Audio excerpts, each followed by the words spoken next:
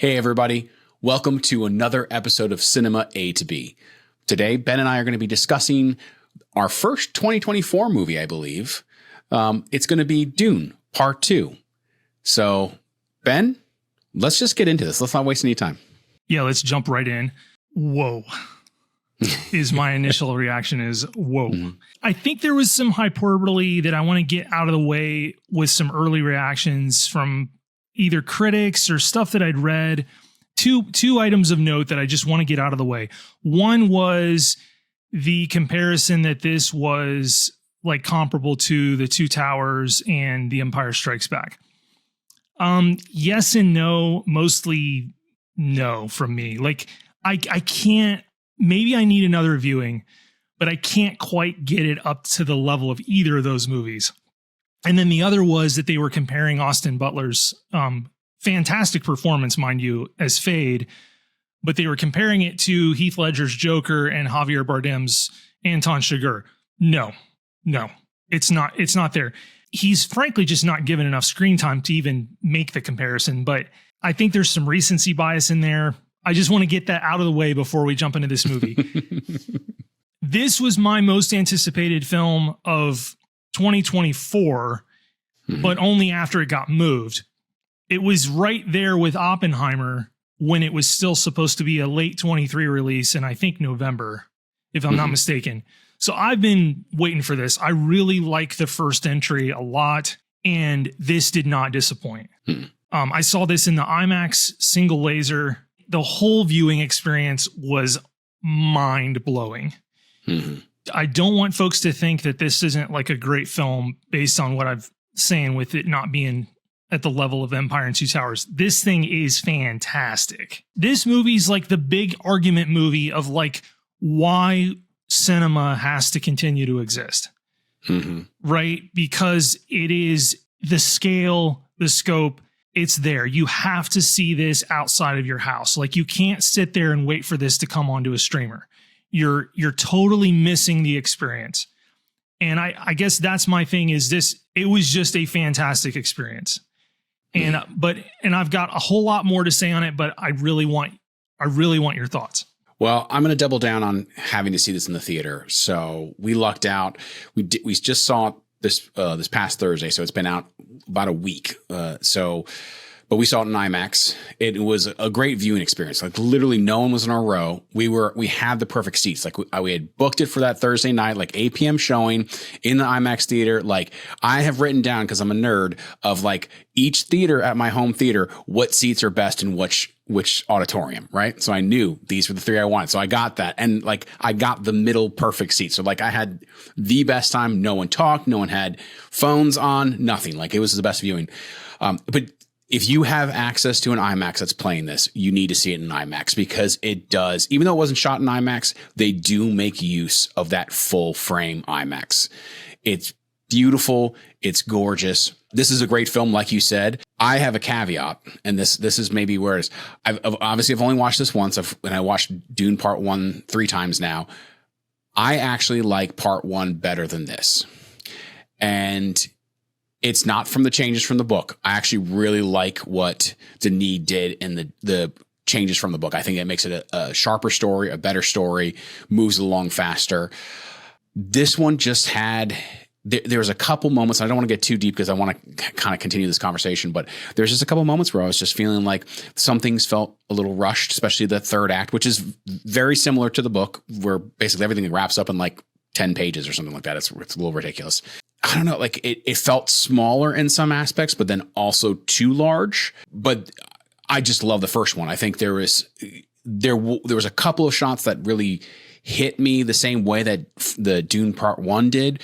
But Dune Part 1 had a lot more of some of those amazing, just I was blown away shots. And obviously I think some of that is because you have a lot more, some on Caledon, some on Dune, Getty Prime, where here it's pretty much Dune and Getty Prime. I mean, you get a little bit of the Emperor's World, but not really the same kind of aspect. So again, that's not to say that this was a bad looking film. This is an absolutely gorgeous, beautiful film, but it just didn't take my breath away so much as the Dune Part 1. I felt moved a little bit more also emotionally in Dune Part 1 than this. And I'm talking like I didn't like this film. I loved this film. I did. I'm just trying to say, like, you know, it's getting heralded as this great thing. And I'm like, I am leaning more towards, you know, one. You know, part one is my favorite of the two so far. But I'll stop there, and because we're going to continue to talk about this for a while. Oh yeah, no, I mean, no, we're not in a hurry here. Like we're going to take our time working through this in a spoiler free or spoiler light manner. I do prefer part two. For me, the spectacle was even more, and that sandworm sequence in IMAX laser was one of the craziest things I've ever seen in a cinema. As a total theatrical viewing experience, this movie for me ranks right up there with The Dark Knight and Tron Legacy. In fact, I felt like the visual spectacle of it for me in that format was right in line with Tron Legacy, which is for me like a top 2 or 3, you know, and we'll talk on Tron Legacy. And that was a 3D 70 millimeter blow up IMAX that you were with me, you and Laura Laud, I believe. There might've been one other person. It reached that level for me as far as just the pure spectacle. I think the first time I saw Avatar was close to that too. Like just my jaw was on the floor for most of this film.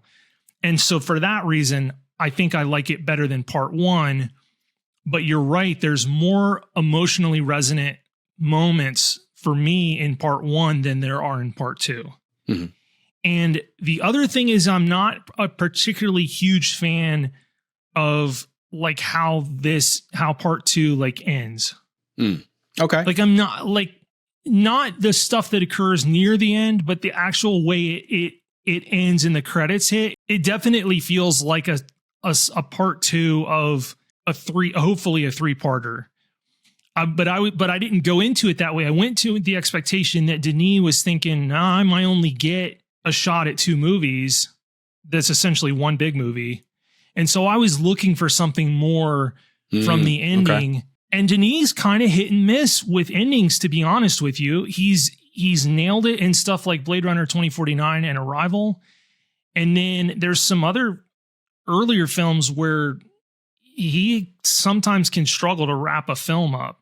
And this one felt a little rushed and clunky to me with where those last couple shots and then the credits roll. And I was like, really? That's okay. Well, hopefully, and I think we're going to get part 3. I think, I think Dune Messiah is pretty much a done deal now.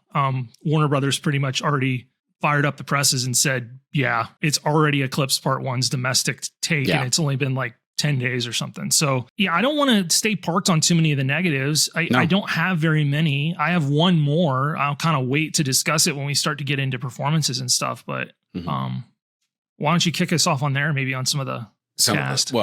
So the casting, I mean, obviously it's pretty much the same cast as the first one. The only really new ones you get is Austin Butler as Fade, and then Walken, obviously as the Emperor, and then Florence Pugh as Princess of Rulin.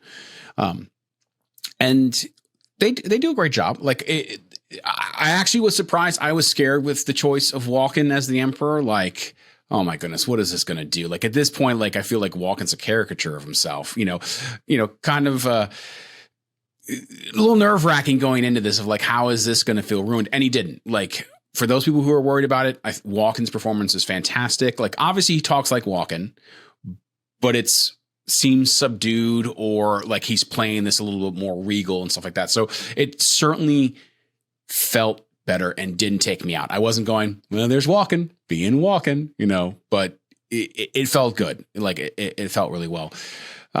Like you said, I agree with you with Austin Butler. I think he was fantastic. He didn't have the screen time. He didn't have some of the emotional beats or the ability to kind of move from one emotion to the other, like Heath Ledger or Javier Bardem. And it, like, he was not one note, but he was very kind of, this was like kind of his, you know, rails that he was on, and this is the way he was going. I thought he did a great job. I'm not upset at it at all, but it wasn't, I also had kind of heard like, oh man, he's fantastic. And I wasn't let down, but it just was like, that's not what I expected. Now, some of this too, I think, is having seen it a week out, heard nothing but people saying this was phenomenal. this was the movie that saved cinema, those kind of things. So I went in with high expectations. So obviously, and most of those expectations were met. So like I'm trying to say is some of these feelings may just be I expected this and got just a little bit lower than that, and so that may be where it's at, and that's the challenge of kind of waiting. I mean, I'm a big proponent of actually waiting after opening weekend just because the crowds aren't as bad. I went in on opening weekend on Saturday, like a 7 p.m. showing. It was almost a sellout. For folks that don't know, like the theater that I go to, the IMAX in Wichita, is kind of nuts that it even exists here because it seats about 600 people.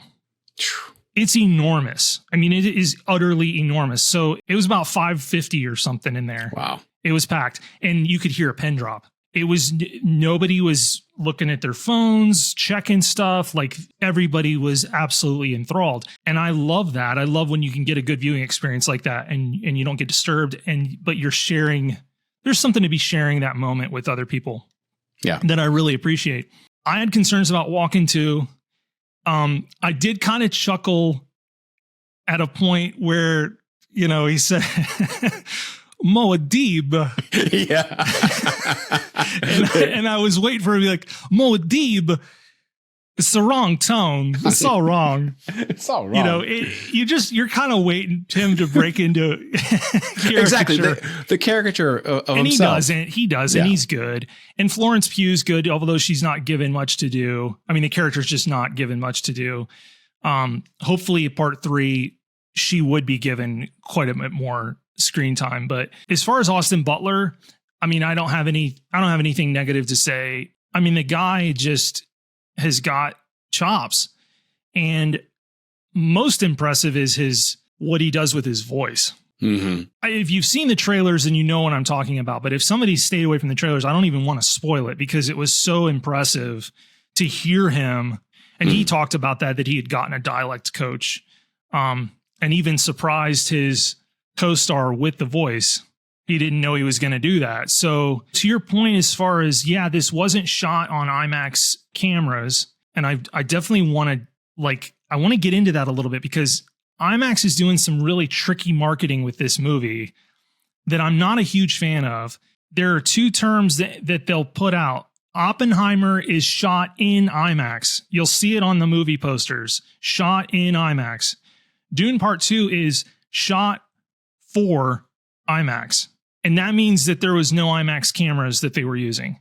They are cameras that IMAX has put their signature of approval on because they shoot at a high enough resolution that you get an image that's capable of being projected and looks very good, but it is a noticeable difference. Like, especially if you're one of these 15 locations or whatever showing the 70 millimeter print of Dune or Oppenheimer, you would be able to tell. But for this movie, actually, I think the best format is if you've got IMAX with a dual laser. Because you get the tallest 1:4:3, real tall aspect ratio, and you have no glitches. Because the same issues that befell Oppenheimer's rollout with the 70 millimeter film prints are happening again. The projectors are breaking.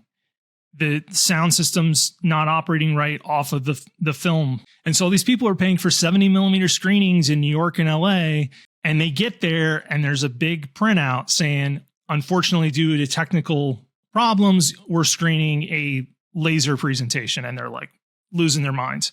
For Oppenheimer, I understand that. I would be ticked because there is a huge difference. But with this movie, with the fact that it wasn't shot on film, I think the laser presentations are probably the best. And mine, I don't get the 1:4:3. I get it in 1:9:0. A little bit's cut off the top and the bottom, but it's hardly noticeable. And the image was, it did. It reminded me the blend of effects work with the practical effects, the models, because he's using a ton of models, which he's still using a ton of models. Approve. That blend reminded me of watching Lord of the Rings.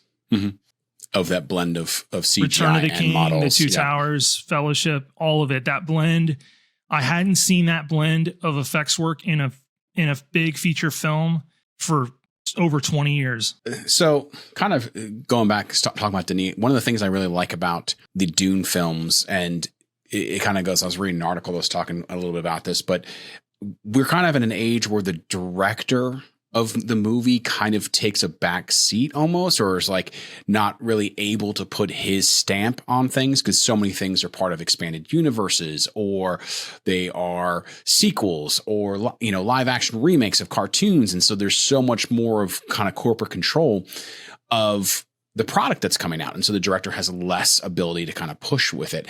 And one of the things they were talking about was that this film feels like a film by Denis. Like, it's not like you wouldn't walk in here. I mean, if you've seen his other stuff, Sicario, Arrival, I mean, obviously Dune Part 1, but like his other stuff, you wouldn't walk in here and look at it and not realize, oh yeah, this is his film. This is like, it has all of kind of not telltale stuff, but very much is in the same vein as what he's done before and what he's brought forth, how he shoots, how it's kind of some of the look of it, the feel of it.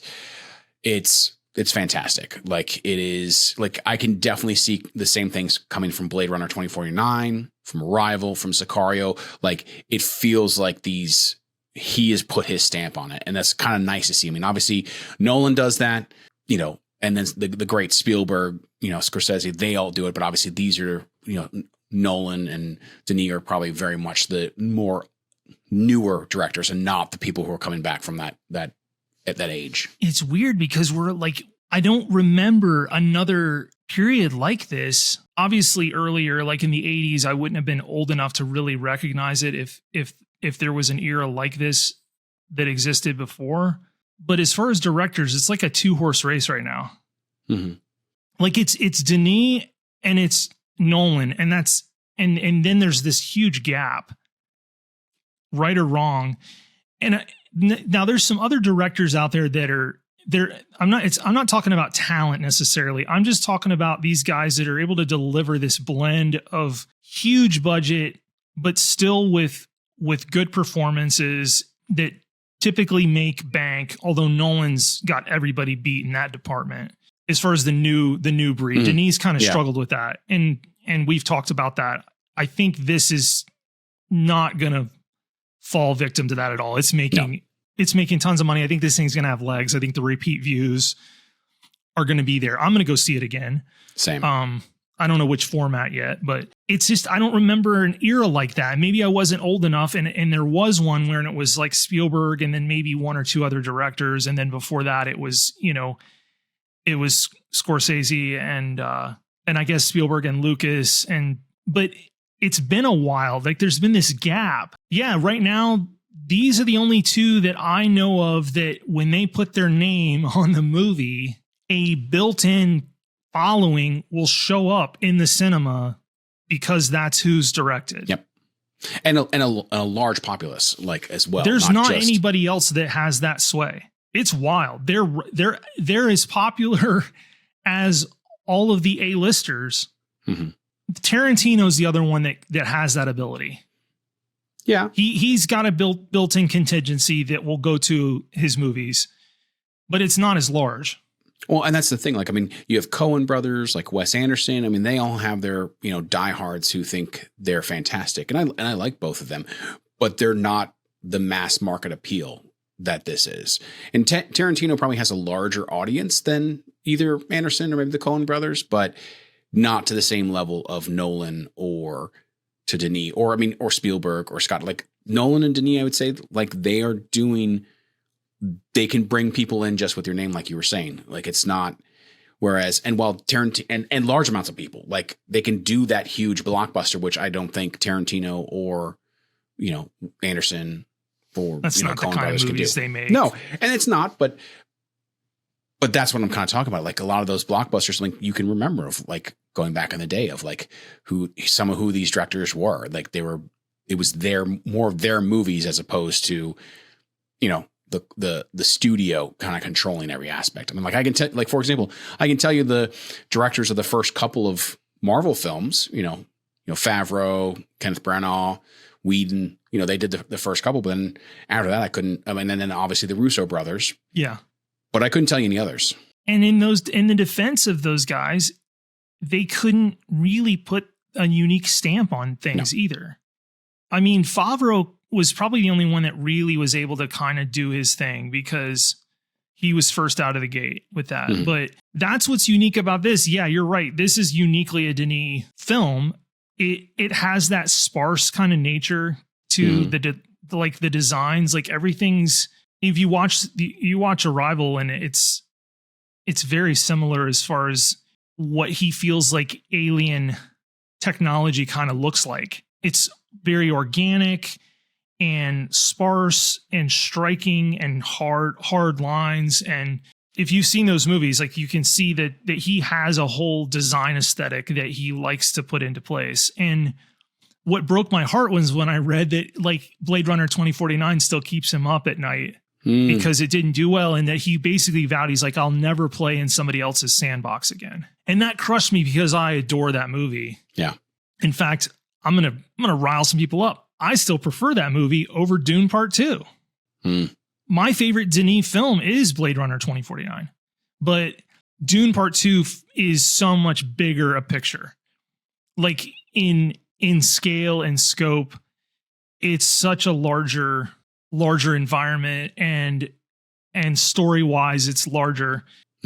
But he still gets really good heartfelt performances even in spite of the scale. And so it's really hard to do. Like usually these guys get caught up in leaning one way or the other, and he seems to have mastered that wonderfully. And a lot of that's just a credit to who he's cast in this movie, because Josh Brolin, they were interviewing him, and he's like, man, you get on set and you look around and you'll be like, I don't think this will ever happen again. Yeah. Like as far as his career, like that he would be on set with, Chalamet and Zendaya and Ferguson and Javier and Butler and Pugh, and Batista gives another great performance as Raban. And then Walken. It's like, it's one of these moments where you just look around and like, this is a great moment in time for film, of being able to enjoy and bring these people together and get amazing performances. I mean, Chalamet, this is definitely, obviously the first one is focused on Paul Atreides, but this one definitely is like, it's so much more focused on Paul than Dune Part 1.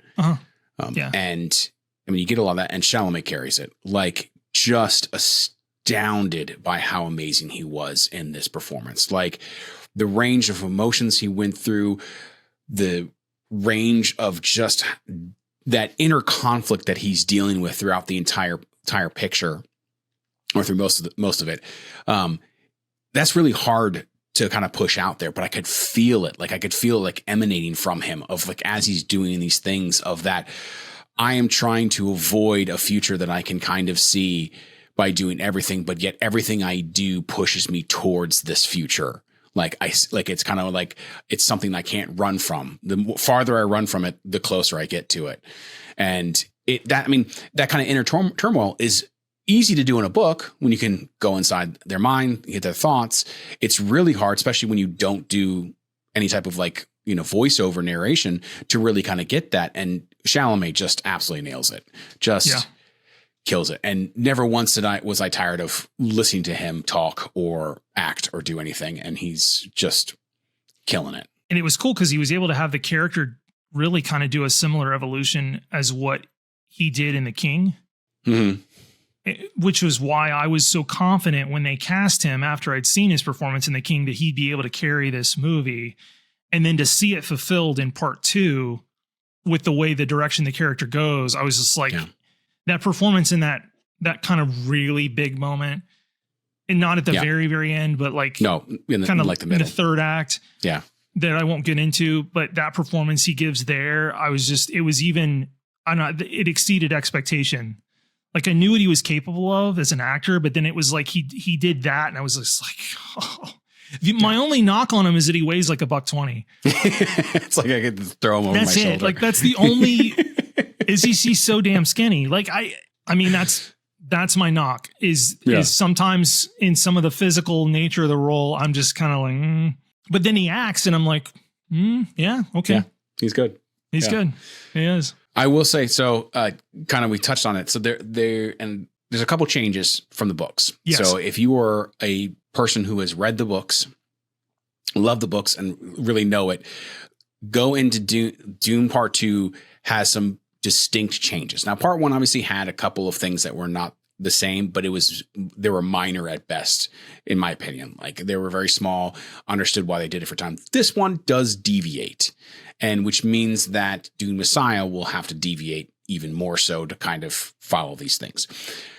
However, I'm going to say these changes were brilliant. They really work. I know some people will give me hate for that or whatever. Like how not do you many prove though, because yeah.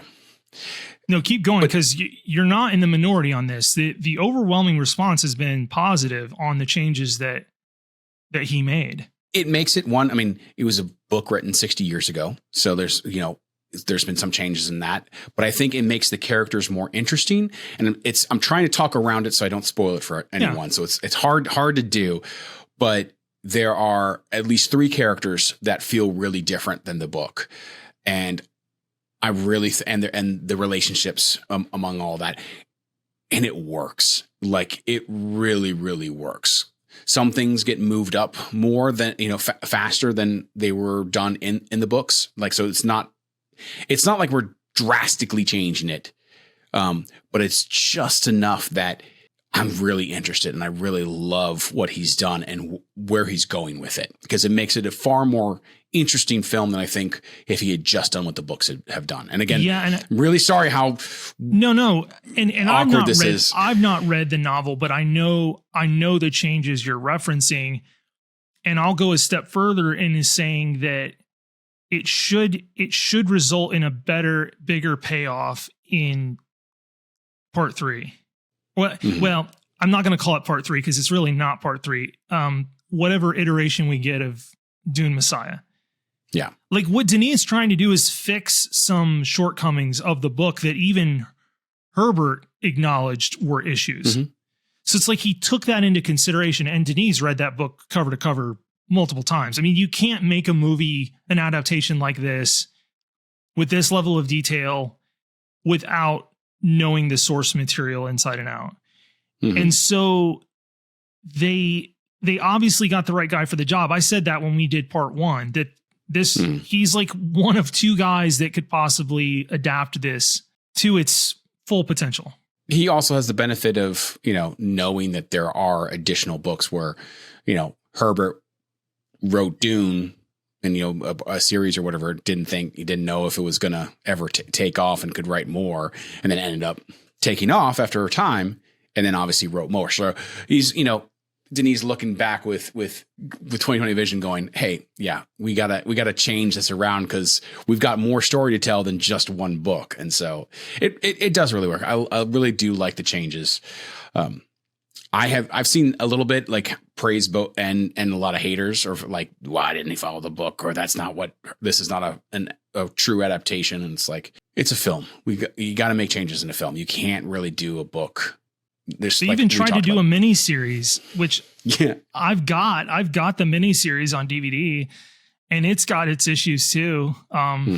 Most of which is no budget, like just no money. It's like the most dense piece of sci-fi out there. The book is. You're going to have to make compromises. I think he made the right compromises, and then I think he really did try to improve it in areas that it made sense. So. I was watching this and it had total Godfather vibes as well, which I just loved. I was like, not just from a narrative standpoint, but even the way he had like directed Chalamet, like Chalamet totally felt like Pacino in a couple moments. I was just like, this is good. This is a good nod to, just hopefully the third entry doesn't fall victim to the same issues that Godfather Part 3 had. So, well, I don't think he's going to wait, 20 years to make it. So no, that should help. Let's hope it's closer to something like Return of the King than. I think it will be. I think it can. I think it can. Interesting fact. So I say that I like Dune Part 1 more than Dune Part 2. Right now, here's the question. I think I remember the answer. You prefer Godfather Part 2 over Godfather Part 1, or the first Godfather 1. Correct. Yeah. So I'm a Godfather 1 over Godfather 2. Well, it continues through to Lord of the Rings too, because you're a Fellowship fan. I'm a Fellowship fan. And I prefer Return of the King. Yeah.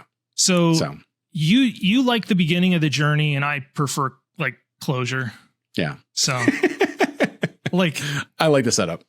Yeah, you like the setup and hobbits and but okay.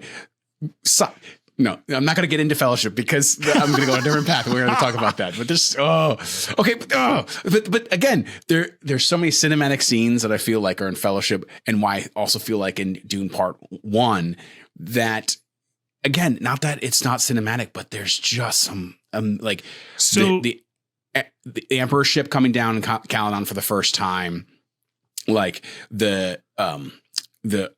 like when they're talking about Arrakis or whatever, and you see the Freeman kind of attacking all of the Harkonnen ships or whatever at night with the missiles going off. Like, some of these shots are just amazing, and then of course the whole battle sequence at night in Part 1 is it is. I don't disagree with that. In fact, I was gonna give you a nod, because the moment in Part 1 where Paul and Jessica are on the copter, basically flying through the sandstorm, and he's having the visions of Jameis, which is like my favorite moment in the movie, where he's like, Jameis has that speech of like, life is about basically flowing with the process. It's not, you're not going to understand it. There's really not a moment like that in Part 2 that had an emotional connection for me, where I was like, just, whoa, it wasn't, there were action sequences and stuff that were just, my jaw was on the floor.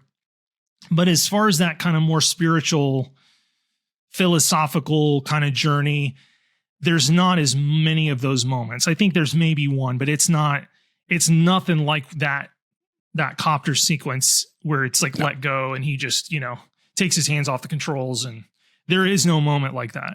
No. Sorry to disappoint everybody. There's just, for me, there wasn't. And so I give a lot of credit to Part 1 for having some more moments like that. So I can see why you prefer it. Like, I don't. No. And again, I'm not saying like, oh my goodness, Part 2's a terrible film. Oh, no, my goodness, it's tremendous. No, it's tremendous. It's absolutely tremendous. It's the best thing I've seen in 2024. Which, here's the thing, probably will be the best thing you see when 2024 is concluded. Mm-hmm. That's what I came out of the theater going, there's no way I'm going to see something better than this. No. I just kind of know it. Like, I've been watching movies since I was, 4 or 5 years old. I know when these things come around and how often they come around, which is not that frequent. And so I know when I come out, it's like, that's probably going to be my favorite film of the year. I'd be shocked if something came out that I prefer. It checks all the boxes for me. The scale, the scope, the quality, the dialogue. Yeah. I mean, and we haven't even talked about the music. I mean, Hans Zimmer, doesn't stray very far from Part 1. I think I prefer the music in Part 1. Yeah. Well, you also get the bagpipes. I felt like the music kind of took a back seat in Part 2, to be honest with you. Mm-hmm. Like, I felt like it did. It's also very derivative, and I'm not trying to say it in the bad way. I mean, obviously he's building off of what he did in Part 1, but it didn't have, like you said, the presence that it did in Part 1. Where you remember Part 1 where you get some bagpipe in there? Yeah. Mm-hmm. Oh yeah. There's nothing. There's nothing diverse like that in Part 2. It's more homogenous. Mm-hmm. Like, it just is a score. And I would think, like, we spend a lot more time with the Fremen. Yeah. This one, I would feel like we'd have a little bit added tones, like some more Middle Eastern stuff going on. And tone. It's all wrong. Happens again. Stab you in the face with a soldering iron. A Fremen. Good man. Take a seat.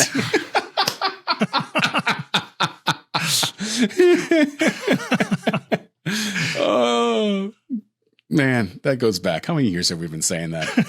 Ever since that stinking movie came out. Yes, it's Wedding Crashers. Yeah, for sure. Oh my goodness. 2005. So again, I'm trying not to spoil these things, but there's so many other thoughts that I have in my mind.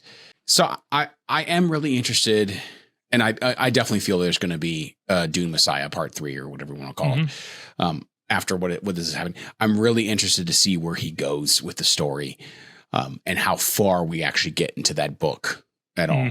I don't know. We get a fourth. I think he's. I don't think he's interested in that. No, because no offense to the people who love, like, it does get wonky as we move forward with the books. That's what happens when you take loads of LSD and then write. Yeah. I'm loving the memes, by the way. Yeah. The Stilgar memes are endless. Yeah. Endless. Fantastic. And he did such a great job too of being like the true faith person or whatever. Like, well, I love the more moments of levity with him. Mm-hmm. I wasn't expecting that. It kind of caught me off guard. It was like, I think it was smart because like the Dune book is completely humorless. Mm-hmm.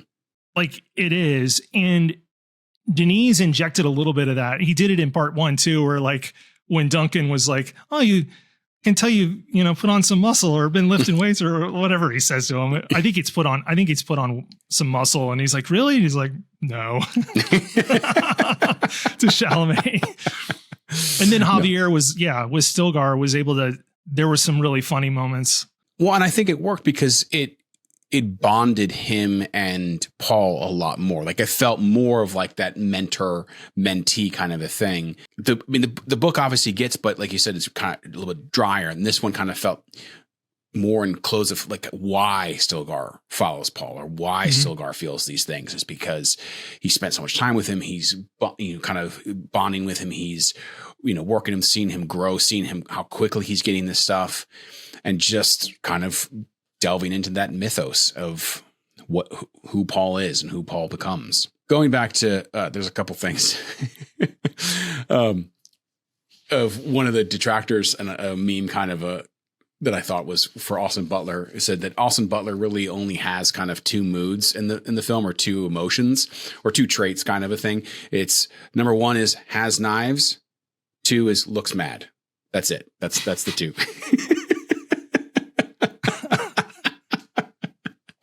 and I laugh because it's not wrong. He either has knives or he looks mad. That's your two options. And sometimes they're at the same time. But what a screen presence, though. Yeah. In the makeup department. Oh, my goodness. Yeah. Just between him and obviously just continuing what they've done with Stellan. And Gidi Prime was like bananas. Yeah. I mean, you've seen it in the trailers, and they shot that with an infrared camera. I was going to ask how they did that because it didn't look like it was. I mean, I'm sure it was digitally touched up, but like that couldn't have just been, hey, we took regular film and then did something with it. So it was an infrared camera that they shot for Getty Prime. Yeah, it was an infrared camera, and then a technique you use to change that into black and white. And then with the way they did it truly felt alien. Yeah. And that's kind of, if I could give the most credit to Denis with this movie and part one, is just how alien it really feels. Like Star Wars feels familiar. Mm-hmm. A long time ago in a galaxy far, far away. This is like the year 10,000 or something. And it just doesn't feel, it's weird because they're humans. They even refer to themselves as human at one point in a piece of dialogue in part two, which I was kind of like, oh, nothing really feels human. And especially Prime. Like it just doesn't. That's Denis. He's a world builder with the best of them. And he can draw you in and make it feel, not artistic is not the right word, but it doesn't feel slapdash. It feels thought out. You can kind of understand like why maybe they would have created something this way. It feels not practical is not the right word, but feels like in their world, it would feel somewhat practical. I was getting some Commodus vibes from Butler playing Fate as well. So, yeah.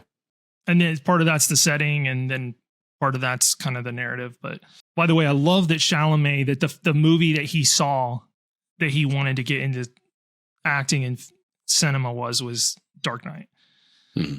I just love that. This crop of actors and actresses like coming in it's good. Yeah. And it's interesting because there's a level of humility to them that I wasn't really expecting. Like they're big stars, but they're not, at least at this point in the career. I mean, it's pretty early, but I don't watch any of them and They just don't seem to have that vibe. Like That the all about me kind of vibe. Or yeah, Butler was Batista said Butler first day on set comes in, they're doing scenes together, and Butler between takes is asking him about wrestling.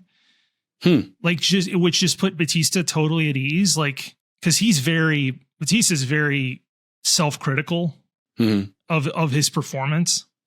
He's great though. Like he's so good. Oh, he has nothing to be self-critical about at all. He's really good. But yeah, this crop of, and I've been watching Butler on Masters of the Air as well too, and which is weird to watch him in that and then see him playing Fade.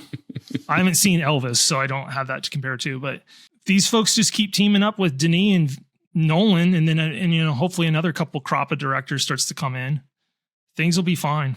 Yeah, we're gonna get a good spot. I mean, it's definitely cyclical. Things change, as we get the huge blockbuster spectacle that when you're in a bunch of smaller independent films becomes so different, and then now we're in the thing of so many huge spectacle films.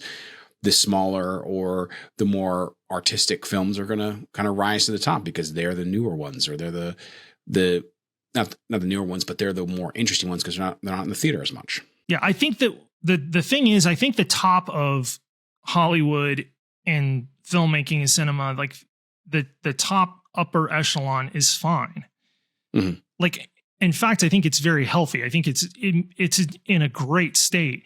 It's when you start to get below that they have serious problems because the quality is just not there. This stuff just gets rammed through. So that's what they need to fix, is what the process for getting that other stuff. Because, you have this, and most of the time, I'm still happy with Nolan, with what he's producing. And obviously we adore Andor, but it's the stuff underneath that I'm like super concerned about. I will tell you, that's what I'm most excited about for 2024. Season 2? Yeah, of Andor. Yeah. I'm worried. Still? I'm super concerned. Because Gilroy wasn't around. Not for the filming, yeah. So I'm hoping he wrote his stuff. He was confident in it. He kicked it off to his crew. They shot it, but I'm super concerned. I understand he didn't direct those episodes in season 1, but he was on set. Yeah. So you could make those changes. You could do those things. I'm really concerned. I'm very apprehensive about the second season of Andor. We'll see.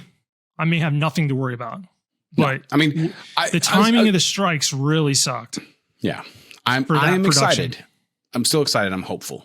So yeah, but the one that didn't suffer is season 2 of House of the Dragon. They weren't SAG. Nope. So they got to do their thing.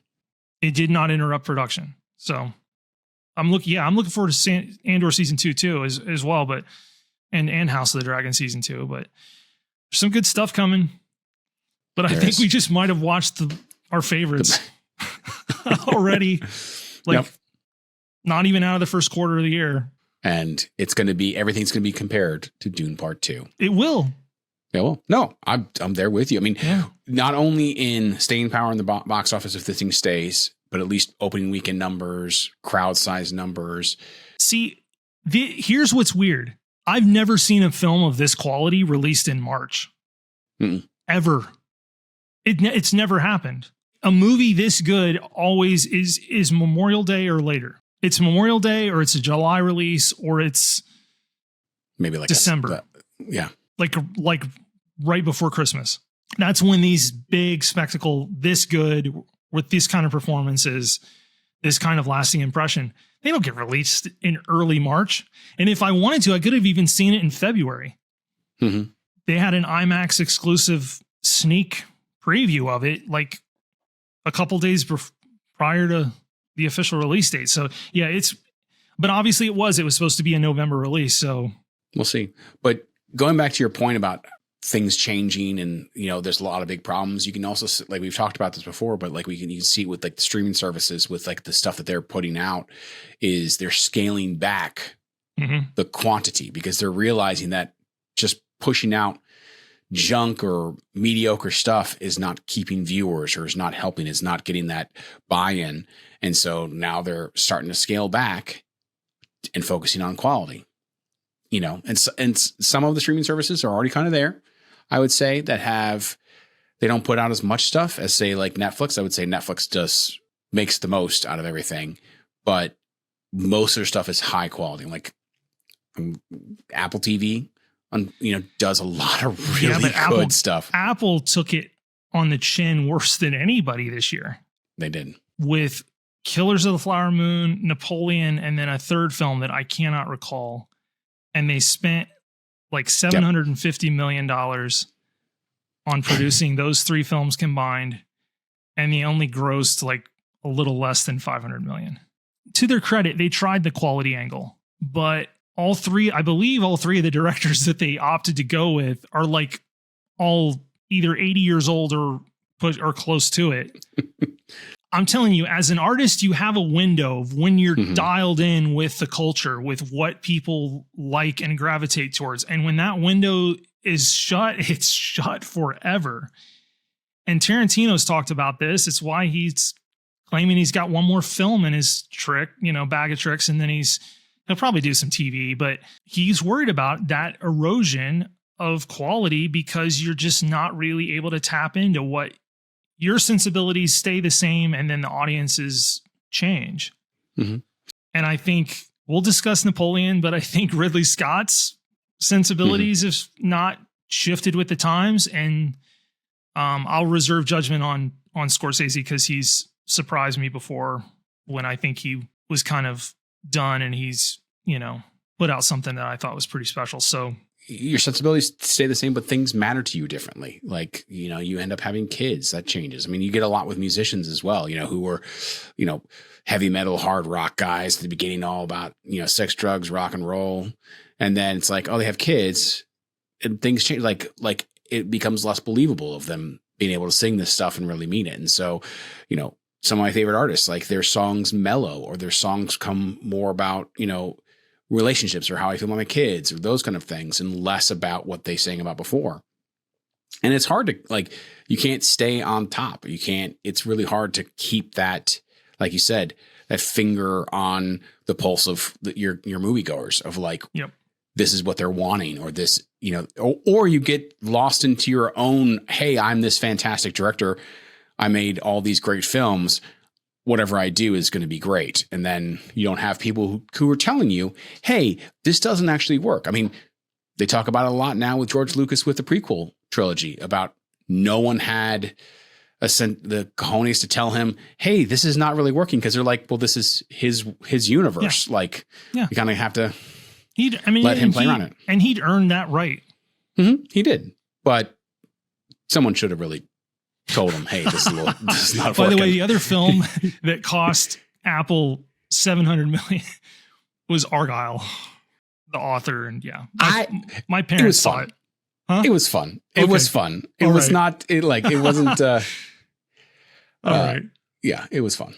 We went on a very long tangent there. We did. We did. But it's okay. Sometimes it happens. Yeah. Go see this film. And if you could see it in IMAX, do it. This is fantastic. This is definitely one of those movies that needs to be seen on the biggest screen that you can watch this on. Yeah. I'm going to give a recommendation to our listeners that have not seen this film, kind of a modus operandi, I think, as far as theater preference of what you have available. So number one would be IMAX. I don't care what flavor of IMAX. I really don't. I saw it in laser. I believe you saw it in that dual 2K Xenon. Yeah. Which is still better than the average theater. So that would be my first preference. Next would be some sort of big screen that's got maybe Dolby Atmos in it. Like AMC's Dolby Cinema would be really good. Or there's other theater chains that have the Dolby Atmos, because it was mixed for that. I have something here where they project it on the front and then they do side projection. That might be okay. And then I've heard 4DX is amazing for this. And 4DX is where the seats move. They have fog and wind and flashing light effects in conjunction timed with the film.